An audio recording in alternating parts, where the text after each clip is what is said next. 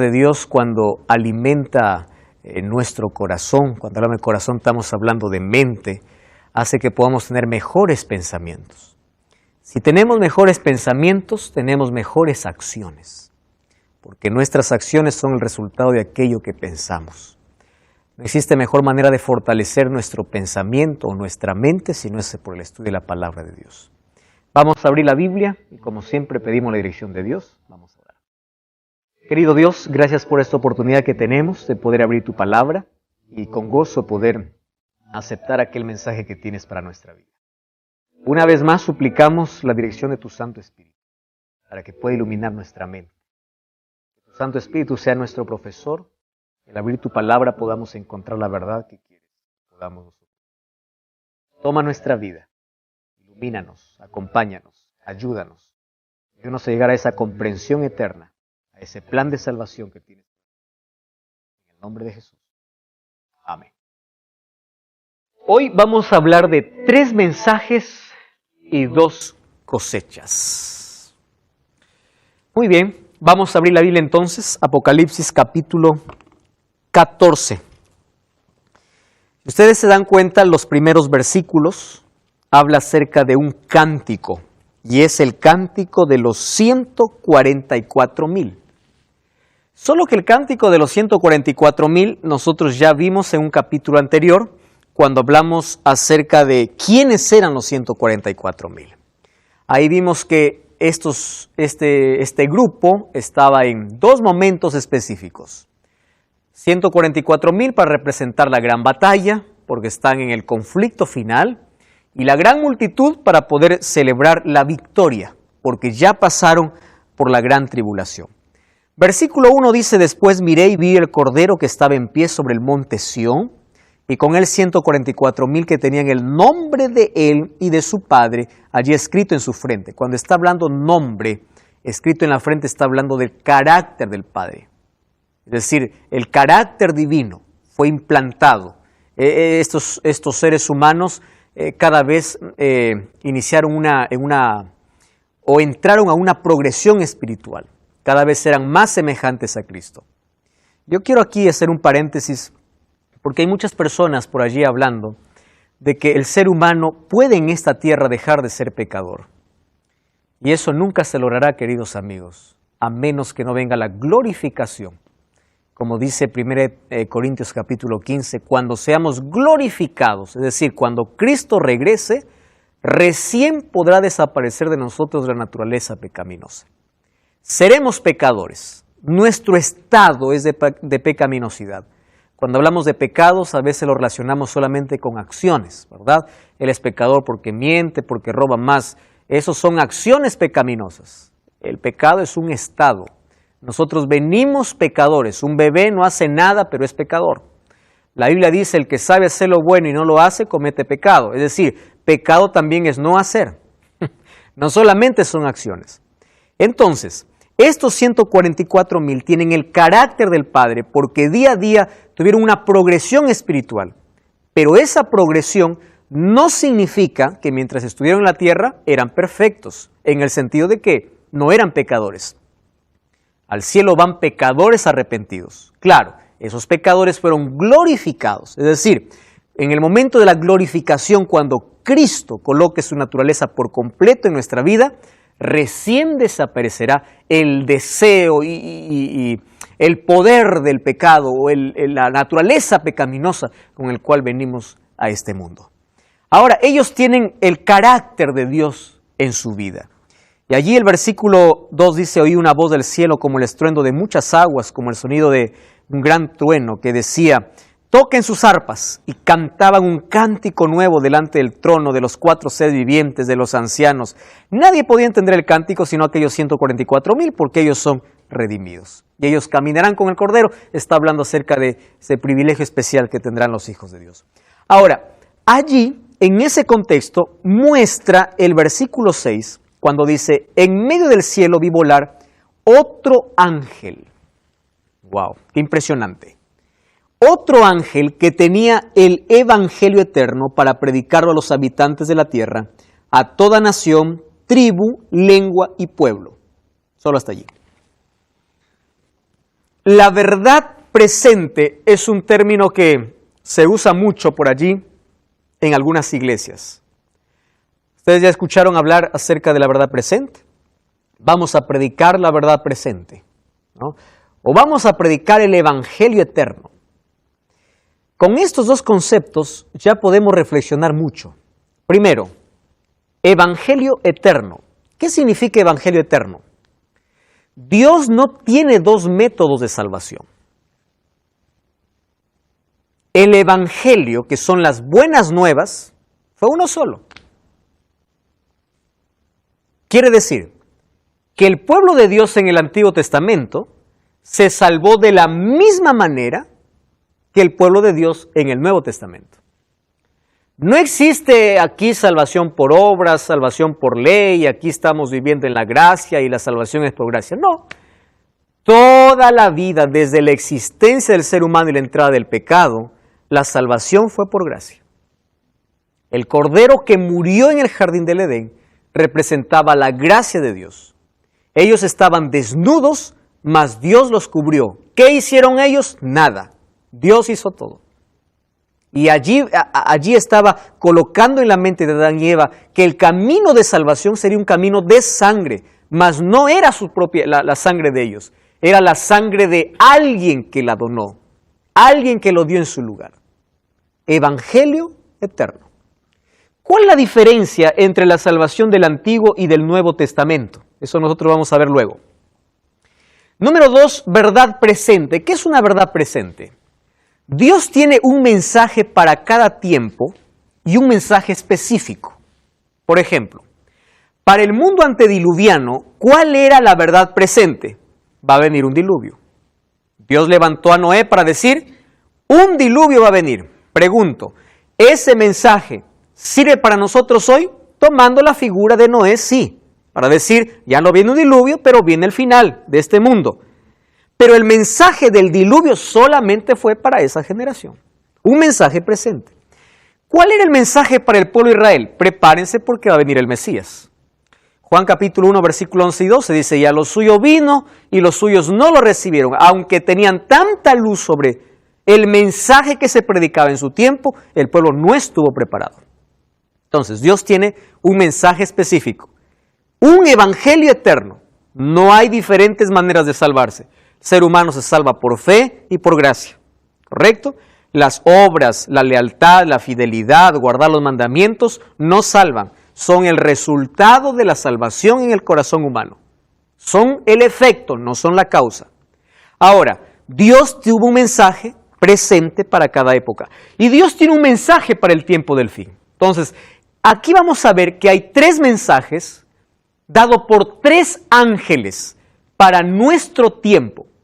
Entonces nosotros vamos a ver en qué consiste esos 3 mensajes. Vamos a Apocalipsis capítulo 14, versículo 6 y versículo 7. 14, 6 y 7. Gabriel, ¿puedes leer por favor el texto? Apocalipsis capítulo 14, versículo 6 y versículo 7. Ahí toma el micrófono, por favor.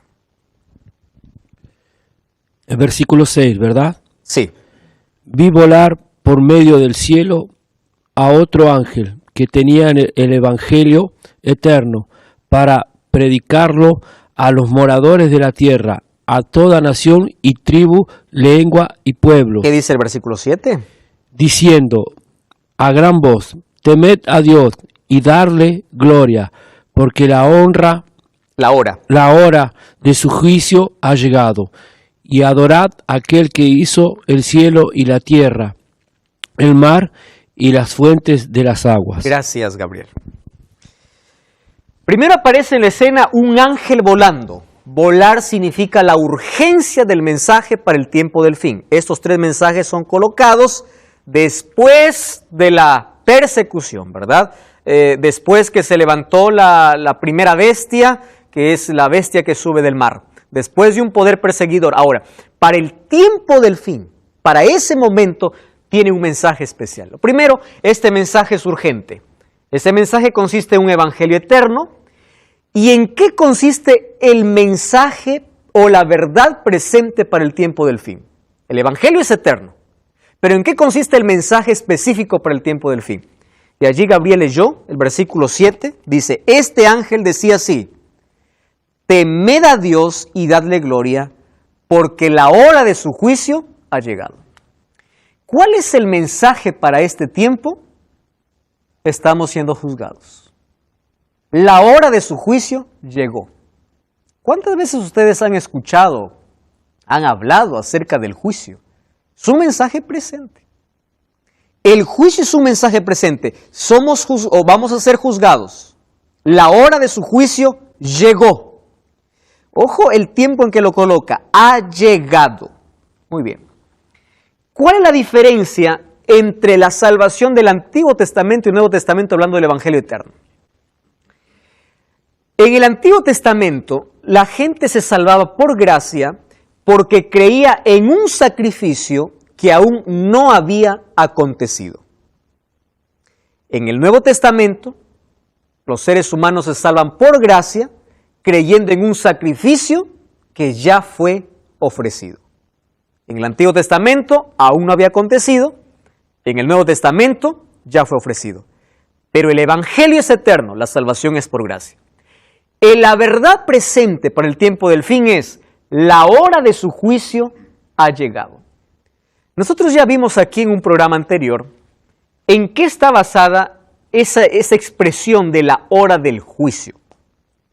Si Apocalipsis está basado entonces en el Antiguo Testamento, o gran parte de Apocalipsis tiene su fundamento en el Antiguo Testamento, cuando habla acerca de la hora del juicio, está hablando de lo que ocurría en el pueblo de Israel.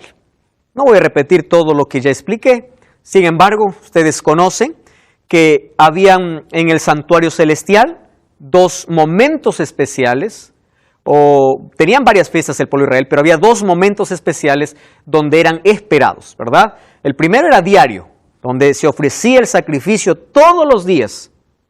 Había un cordero muriendo todos los días recordaban que un Salvador iba a venir. Sin embargo, ellos también esperaban en el 10º día del mes séptimo la purificación del santuario. La purificación del santuario era el día de juicio para el pueblo de Israel. 10º día del séptimo mes. Ahora no entraba en escena el sacerdote, sino el sumo sacerdote. ¿Correcto? Muy bien. En ese tiempo se vivía un juicio, en ese día. Nosotros comprendimos también que ese juicio también se hizo en el cielo, cuando dijo, Daniel 8:14, hasta 2300 tardes y mañanas, el santuario será purificado. No estaba hablando más del santuario terrenal, porque el santuario terrenal ya fue destruido. Está hablando de un santuario celestial. La pregunta es, ¿qué tenía que ser purificado? Si el cielo es un lugar de santidad, ¿verdad? Ahí no hay contaminación, allí no hay pecado. Cuando habla de una purificación del santuario, está hablando específicamente de dos cosas. Primero, de borrar los registros, no estamos hablando de pecado, sino de registros de pecado. Y número dos, del inicio de un juicio, porque la purificación del santuario representaba el inicio de un juicio. Entonces, cuando Jesús fue al cielo, fue a actuar según el libro de Hebreos como nuestro sacerdote. Y allí lo presenta como nuestro sumo sacerdote. ¿Correcto? Él era la ofrenda perfecta, fue, dice, a un lugar perfecto. Es decir, todo lo que era sombra, ahora empieza a realizarse ¿dónde? En el cielo. Cristo está ministrando, se convierte en nuestro sacerdote, nuestro abogado, nuestro intercesor, se convierte en nuestro sacrificio porque Él es el Cordero, se convierte en el sacerdote porque Él nos favorece, etc. Él se convierte en todas las sombras que vivía el pueblo de Israel. Ahora, llegando entonces a sumar los años de los 2300 años, aquellas personas que están viendo este programa, y es la primera vez que ven, te voy a recomendar que puedas ver allí en YouTube, buscar el mismo programa de Biblia Fácil, 2300 tardes y mañanas del libro de Daniel, donde se explica allí con detalles toda esta profecía. Hoy solamente lo voy a pasar así de manera breve. Esta profecía tenía su inicio en el año 457 con la orden de Artajerjes cuando dio la orden para reconstruir Jerusalén y nos llevaba hasta 1844. Ahora, esa profecía tenía dos partes, ¿verdad? La primera era la parte para los judíos, donde 490 años o 70 semanas estaban determinadas para el pueblo judío.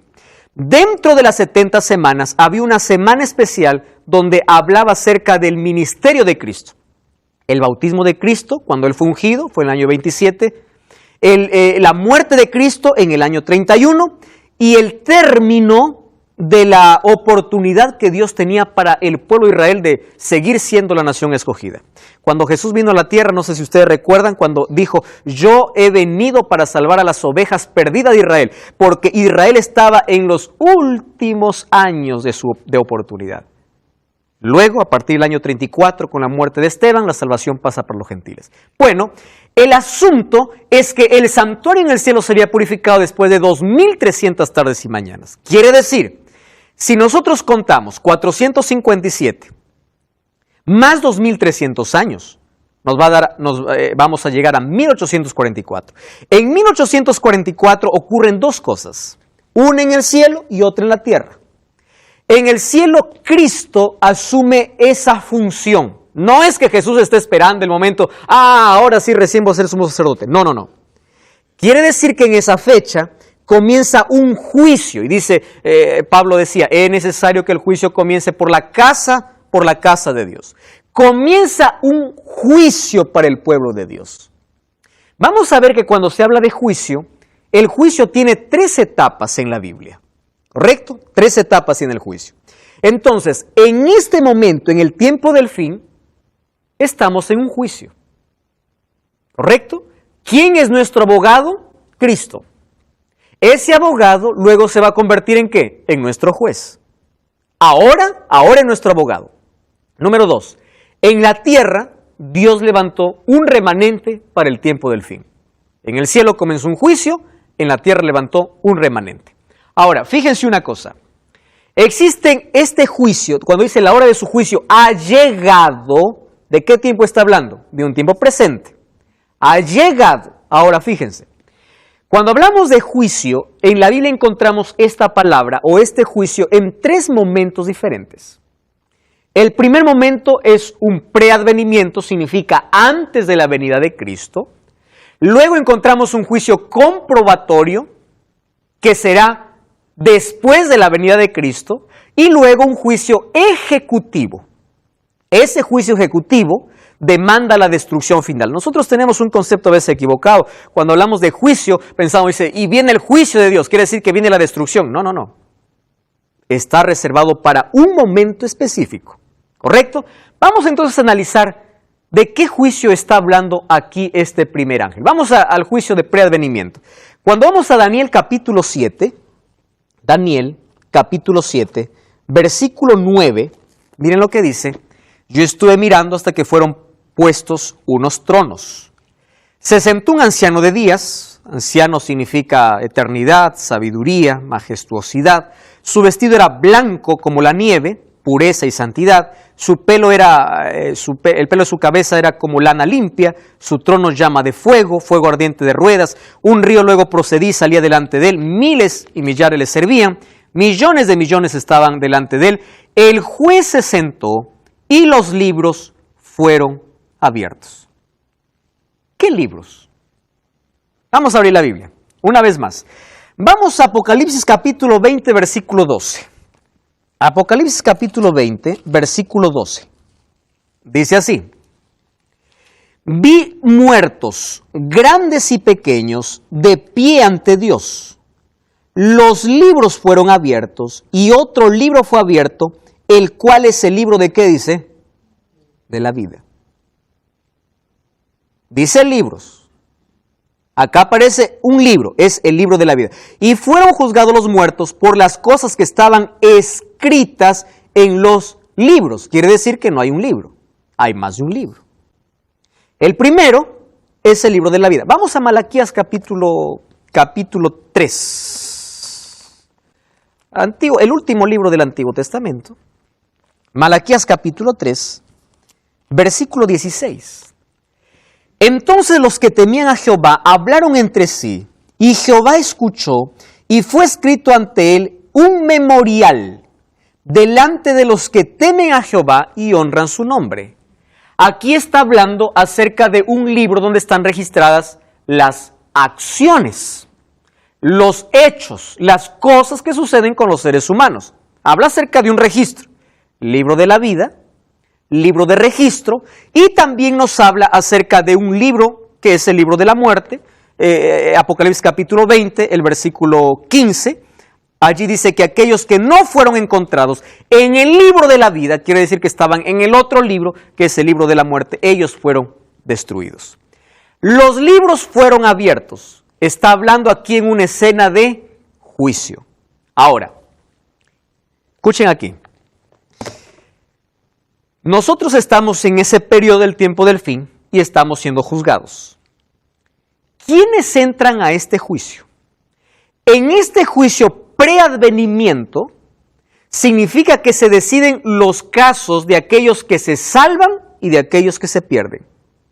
¿Correcto? ¿Quién lo decide? Dios. No hay un ser humano allí. Dios decide el caso. ¿Quiénes entran? No entran todos los seres humanos. Entran solamente aquellos que creen en Dios.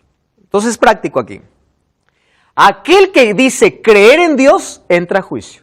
Para pesar sus obras, para pesar sus acciones, para ver su lealtad, para ver su fidelidad. Todo el que dice ser cristiano entra en el juicio. Y aquel que no es cristiano, aquel que rechaza a Cristo, que dice Juan capítulo 3. Vamos a Juan capítulo 3. Miren, Juan capítulo 3. Vamos a leer el versículo 18. ¿Qué dice allí? El que en él cree no es condenado, pero el que no cree ya ha sido condenado, porque no ha creído en el nombre del unigénito Hijo de Dios. Quiere decir que en este juicio preadvenimiento entra todo aquel que dice creer en Dios y allí se decide su caso. ¿Correcto? Porque creer va más allá de un conocimiento. Yo creo que Dios existe. No. Creer significa compromiso, lealtad, fidelidad, aceptar la gracia de Dios, vivir de acuerdo a las normas divinas. Esto es el juicio preadvenimiento. ¿Cuándo termina? Vamos a ver en el siguiente capítulo que este juicio termina cuando acaba la gracia de Dios. ¿Cuándo acaba la gracia de Dios? No sabemos. ¿Correcto? No hay una fecha. Solo hay allí una señal que nos da, pero eso veremos todavía en el próximo capítulo. Luego viene el juicio comprobatorio. Miren, Apocalipsis capítulo 20. Vamos a Apocalipsis capítulo 20, versículo 1 o al versículo 4. Apocalipsis capítulo 20, versículo 1 al 4. Vi un ángel que descendía del cielo con la llave del abismo. Vamos al versículo 4. De frente vamos al versículo 4. Dice así. Vi tronos. ¿Qué cosa vio Juan? Tronos. Se sentaron sobre ellos. ¿Quiénes? Los que recibieron facultad ¿de qué? De juzgar. Juzgar está hablando de un juicio. ¿Correcto? Y vi las almas de los decapitados por causa del testimonio de Jesús, la palabra de Dios, los que no habían adorado la imagen, ni recibieron la marca en sus frentes. Ellos reinaron con Cristo 1000 años. Quiere decir que aquí habla de una etapa nueva del juicio. Solo que en este juicio ya no se decide quién se pierde o quién se salva. Por eso se llama el juicio comprobatorio. Porque este juicio no es que decide, sino comprueba la justicia de Dios. ¿Saben por qué? Porque en el cielo habrá muchas sorpresas. ¿Cuáles serán las sorpresas? Gente tan mala estará allá en el cielo. ¿Y tú qué haces aquí? ¿Y dónde está fulano de tal que era tan buena persona, que hizo tantas cosas buenas? No está. La eternidad se va a comenzar sin un rastro de duda. ¿Correcto? Por eso existe un juicio de comprobación. El juicio vimos que está dividido en 3 etapas. La primera es un juicio preadvenimiento antes de que Cristo regrese. En ese juicio se determina quiénes se salvan y quiénes se pierden. ¿Cuándo termina ese momento de juicio? Cuando Cristo sale del lugar santísimo y deja de ser nuestro intercesor. Eso veremos en el siguiente capítulo. Quiere decir que cuando Cristo regrese, el caso de todos está decidido. Está decidido. Luego viene un juicio de comprobación, donde en este juicio los redimidos tienen la potestad de juzgar, no para decir, este merece perder, este merece salvarse, no, solamente ¿para qué? Para ver la justicia de Cristo. No habrá un rastro de duda en la eternidad por qué se salvó o por qué se perdió alguien. Porque todos veremos o tendremos acceso ¿a qué? A esa información. Luego viene un tercer juicio que es el juicio ejecutivo. Entonces vamos a Apocalipsis capítulo 20, versículo 9 y versículo 10. 29 dice así: subieron por la anchura de la tierra, rodearon el campamento de los santos de la ciudad. No está hablando aquí de la segunda venida, ¿tá? Está hablando después de la segunda venida. Y de Dios descendió fuego del cielo y los consumió. Versículo 10, el diablo que los engañaba fue lanzado al lago de fuego y azufre, donde están, ¿quiénes están? La bestia, el falso profeta, y serán atormentados día y noche por los siglos de los siglos. Este texto, día y noche por los siglos de los siglos, lo vamos a ver cuando lleguemos al capítulo 20. ¿Está bien? Pero aquí lo que está diciendo es, las consecuencias son eternas. Cuando se habla de fuego eterno, está hablando de consecuencias eternas. No está hablando de que ellos van a arder toda la vida, día y noche, y van a estar atormentados para siempre. Por una razón muy simple. Solo piensen conmigo lo siguiente. ¿Quiénes son los únicos que tienen vida eterna? Los que tienen a Cristo. Cuando nosotros pensamos que el infierno es tormento eterno, estamos diciendo que también los que no tienen a Cristo tienen vida eterna. Porque para que sufran eternamente, tienen que vivir eternamente. Y eso es totalmente antibíblico. ¿Correcto? Aquí está hablando de consecuencia eterna. Entonces, después viene ese juicio ejecutivo. Es decir, ejecuta, ahí está, primero ya fue dada la sentencia, ¿está bien? Fue dada la sentencia antes de que Cristo regrese. Fue comprobada la sentencia por los redimidos. Y finalmente viene la ejecución. Ese es todo el proceso dentro de este juicio. Ahora dice, adorar. ¿Cuál es el siguiente mensaje? Capítulo 13 dice, adorad a aquel que hizo el cielo, la tierra, el mar y las fuentes de las aguas. Si ustedes analizan este texto, se van a dar cuenta que esta palabra es un copia y pega. No quiero decir que Juan copió y pegó, hizo control C, control V. Solamente es trajo de manera tan literal lo que dice Éxodo capítulo 20, versículo 8 al versículo 11. Con una sola palabra añadida, adorad. Miren, vamos a Éxodo capítulo 20. Éxodo capítulo 20, versículo 8 al versículo 11. Allí vamos al versículo 11. En 6 días hizo Jehová. ¿Qué cosa dice? Los cielos, la tierra, el mar y todas las cosas que en ellos hay.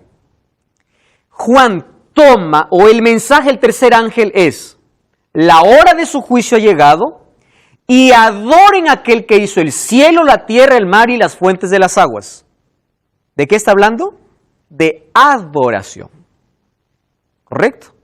El asunto es adoración. ¿Tomando qué cosa? El cuarto mandamiento. ¿Cuál es ese cuarto mandamiento? El día sábado. Acuérdate el sábado para santificarlo. El cuarto mandamiento es adoración porque te dice cuál es tu origen, quién es tu creador. ¿Correcto? Y es por eso que cuando tú sabes cuál es tu origen, de dónde vienes, sabes qué camino tomar y sabes cuál es tu destino. Ahora fíjense, viene el segundo mensaje. Vamos a Apocalipsis capítulo 14, versículo 8. Apocalipsis 14, 8. Dice así. Otro ángel le siguió diciendo, ha caído Babilonia, la gran ciudad, porque ha hecho beber todas las naciones del vino del furor de su fornicación. Correcto. ¿Cuál es el segundo mensaje? Anuncia la caída de Babilonia. Cuando dice ha caído Babilonia, ¿de qué Babilonia está hablando? No está hablando de la Babilonia geográfica, física, como imperio. Está hablando de una Babilonia espiritual. ¿Por qué? Miren, Apocalipsis capítulo 18. versículo 2. Dice, ha caído la gran Babilonia y se ha convertido en habitación de demonios y en guarida de todo espíritu inmundo y en albergue de toda ave inmunda y aborrecible. ¿Está hablando de la Babilonia literal o de una Babilonia espiritual? Espiritual. Entonces aquí anuncia la caída de Babilonia, no la Babilonia de Nabucodonosor, porque esa Babilonia ya tuvo su cumplimiento histórico, fue conquistado un 31 de octubre del año 539 por Ciro, cuando desvió el río Éufrates, y por allí pasó mientras Belsasar estaba en una grande fiesta, celebrando su victoria allí en Babilonia. Esa Babilonia fue destruida, pero ahora es tomada, una vez más este nombre, para representar ¿a qué? A un pueblo en el tiempo del fin. ¿De dónde viene la palabra Babilonia? Viene de Babel. ¿Qué cosa fue Babel? La Torre de Babel. ¿O por qué se paralizó la obra en la Torre de Babel? Porque Dios confundió las lenguas y todo era una confusión. Ahora, ¿qué cosa dice? Esta Babilonia espiritual se ha hecho una guarida, una confusión, una mezcla de todo. Esa confusión espiritual se llama Babilonia aquí. Ahora, dice así, Babilonia ahora representa la confusión religiosa, ¿verdad? Saben, un estudio que se hizo hace un par de años, revelaba que cada día, o mejor dicho, cada hora se está abriendo una nueva iglesia en el mundo. Cada hora. Y por lo menos habían reconocidas 34,000 denominaciones religiosas. 34,000. No estamos hablando de las religiones grandes como el cristianismo y la misma. No, dentro del cristianismo habían 34,000 en el mundo. Y cada hora se estaba abriendo una más. Confusión. El diablo es tan astuto para hacer lo siguiente. Primero, para que ignore la verdad. Va a hacer todo lo posible para distraerte en placeres, en esto, en lo otro, para que no tome la verdad. Pero si tú tienes interés por la verdad, es decir, permites que el Espíritu Santo pueda tocar tu vida, el diablo te mete en otro laberinto. Y dice, bueno, aquí está todo confuso. Ustedes ya escucharon a personas, y a mí me da mucha tristeza. Yo hace un par de meses, ¿sabes, Pablo? Yo leí ahí en OLX un pastor que vendía su iglesia con miembros. Y decía, vendo iglesia, Gabriel, no sé si viste ese anuncio, con 60 miembros. Y allí decía la cantidad que él vendía. Vendía personas, sus feligreses. Imagínate, en esa confusión religiosa, el ser humano mira la religión y dice, esto es una bajeza, ¿verdad? O gente por este lado haciendo tanto laberinto, o por el otro lado haciendo tantas señales, o por acá pidiendo tanta plata por hacer milagros. Total, todo es una confusión. El diablo es tan astuto para que en nombre de la Biblia pueda crearse una confusión enorme. Entonces, en esa confusión, el mensaje del segundo ángel dice, cayó Babilonia, ten cuidado. ¿Y cuál es el mensaje de Dios allí? Miren el capítulo 18, versículo 4. Dice, otra voz del cielo decía, salid de ella, pueblo mío. Aquí está, escuchen aquí, la garantía de que Dios tiene un pueblo en todo el mundo, en todas las religiones, en todas las denominaciones, pero que en un momento tienen que salir. Salid de ella, pueblo mío. ¿Dónde está ese pueblo? Dentro de esa confusión.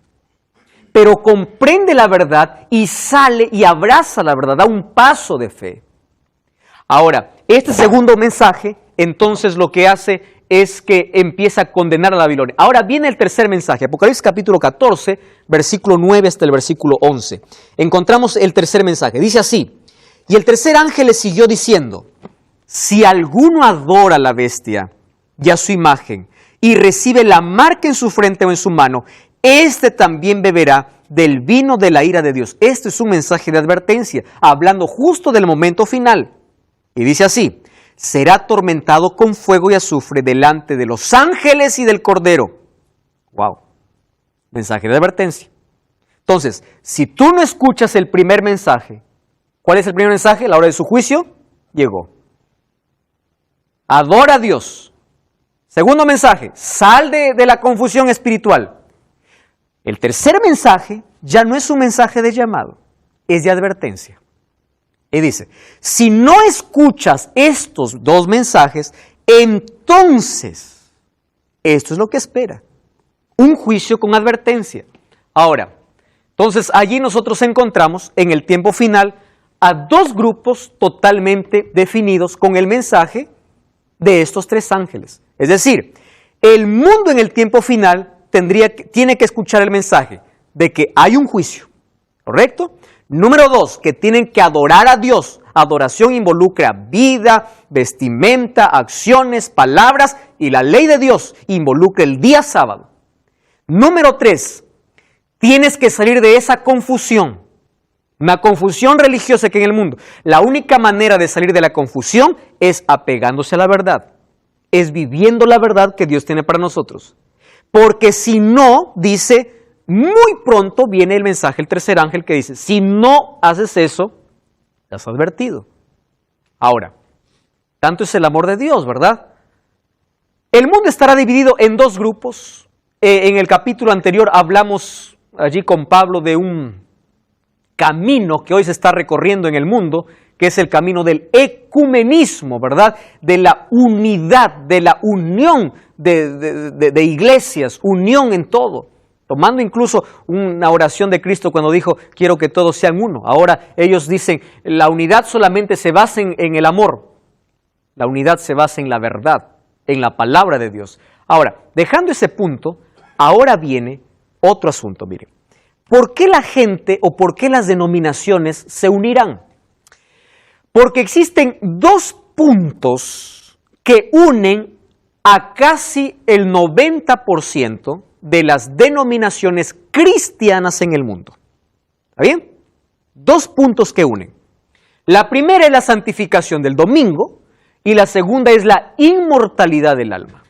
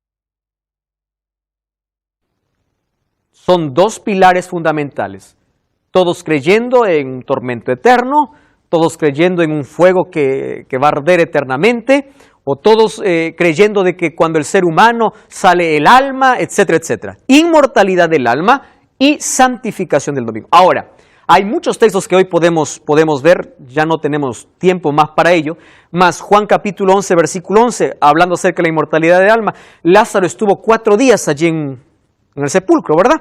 Cuando salió Lázaro, ¿qué cosa contó? Dijo, yo estuve allá en el cielo y la gloria, Señor, ¿para qué me trajiste? Yo estaba bien allá.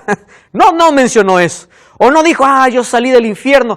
No menciona. Lo único que Jesús dijo es, Lázaro duerme. La muerte sería como un estado de inconsciencia para el ser humano. Pablo cuando dijo a Timoteo, yo ya estoy para ser sacrificado, en 2 Timoteo capítulo 4, versículos 7 y 8, dice, mas en aquel día me dará el Señor juez justo la corona de vida. ¿Correcto? Esto es un tema como para poder hablar durante 1 hora. Sin embargo, son dos pilares que...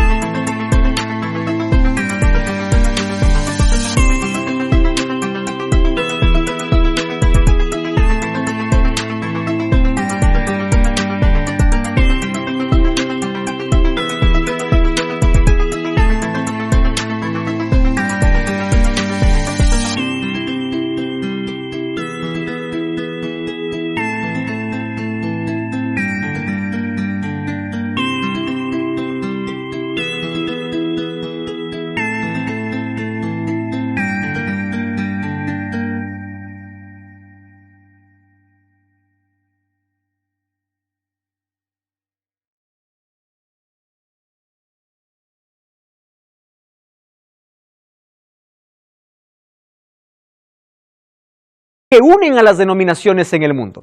Ahora llegamos a la parte final del capítulo 14. Quiere decir, la proclamación del Evangelio en el tiempo del fin ha dividido a la gente en dos grupos. Los que han respondido al Evangelio y adoran al verdadero Dios en medio de la oposición y de la opresión, y los que han rechazado y se pusieron del lado de Satanás y de la bestia. La historia está a punto de concluir y Cristo vendrá para dar a cada uno su recompensa. Pero antes de esto, miren, vamos al capítulo 14 una vez más. Apocalipsis capítulo 14. Antes de esto ocurrirá una separación del pueblo de Dios para el reino y de los impíos para el derramamiento de la ira de Dios, porque la ira de Dios se va a ver en las 7 plagas, que es el próximo capítulo. Y Juan describe esto en términos de 2 cosechas. Vamos a leer capítulo 14, versículo 14. Mire, vi una nube blanca, sentado sobre la nube uno semejante al Hijo del Hombre, llevaba en la cabeza una corona de oro, en la mano una hoz aguda. Presten atención. Otra voz salió del templo gritando, mete tu hoz y ciega. ¿Qué cosa está diciendo?